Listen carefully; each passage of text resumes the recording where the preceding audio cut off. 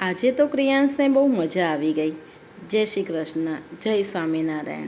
આજે હતો રવિવાર અને હું મારા વ્લોગની શરૂઆત કરી રહી છું. આ છે મારો પહેલો વ્લોગ. તો અમે વિચાર્યું કે ક્યાંક બહાર જઈએ.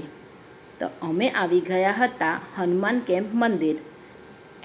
હનુમાન કેમ્પ મંદિર હું ફર્સ્ટ ટાઈમ આવી છું. મેં નામ સાંભળેલું હતું પણ હું પહેલી જ વખત આવી છું. અને એટલું સરસ છે મંદિર. ત્યાંનું વાતાવરણ એકદમ શાંત અને શુદ્ધ હતું. ત્યાં એકદમ તમને વોકિંગ ડિસ્ટન્સ 1 કિલોમીટર જેટલું છે. તો ત્યાં ચાલવાની પણ મજા આવી અને ક્રિયાંશને તો બહુ જ મજા આવી ગઈ હતી. એ પણ સરસ રીતે ચાલતો હતો અને મજા લેતો હતો. અમે ચાલતા ચાલતા પહોંચી ગયા મંદિર. આ છે મંદિરનો ગેટ. ગેટની અંદર અમે ચંપલને એવું નીકાળીને અંદર ગયા. અંદર ગયા પછી એકદમ ઓછી ભીડ હતી, તેથી દર્શન પણ બહુ જ સરસ રીતે થયા. અને આ બધા ચિત્રો ક્રિયાંશ જોઈને એ સમજતો હતો કે આ શું છે એમ. આ છે હનુમાન દાદાની મૂર્તિ. બહુ જ શાંત એકદમ. ત્યાં બેસવાની પણ બહુ મજા આવે એવું છે. મેં પહેલી વાર જોયું પણ મને બહુ જ મજા આવી ત્યાં. અને ક્રિયાંશ તો જાણે દેખાતો જ નહોતો. દોડ આમ જાય તેમ જાય. છોકરાઓને એટલી સરસ મજા આવી જાય એવું છે ત્યાં. પછી અમે ફોટો પડાવી લીધો.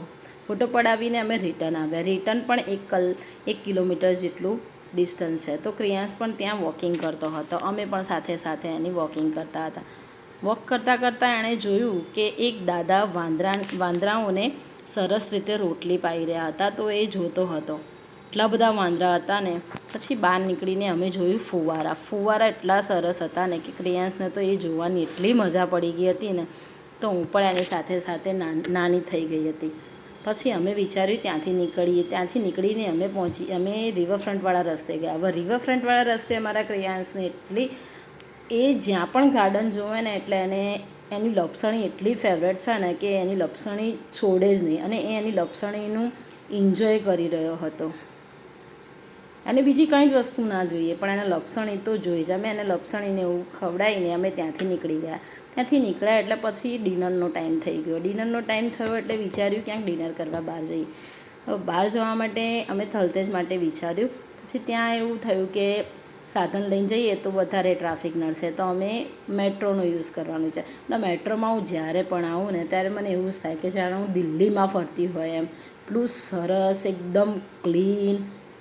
અને આ જે સીડી તો મારા ક્રિયાંશને એટલી ગમે છે ને કે જાતે જ એમ કે મને જાતે જ જવા દે એમ. એટલી અને સરસ ગમે છે. ત્યાં અમે ટ્રેનો જોઈ બધી સારી સારી. ટ્રેનમાં અમે મુસાફરી કરી અને બેક ટુ હોમ આવી ગયા. આ મારો ફર્સ્ટ વ્લોગ છે. જો તમને ગમે તો લાઈક, શેર અને કોમેન્ટ જરૂર કરજો. Thank you so much.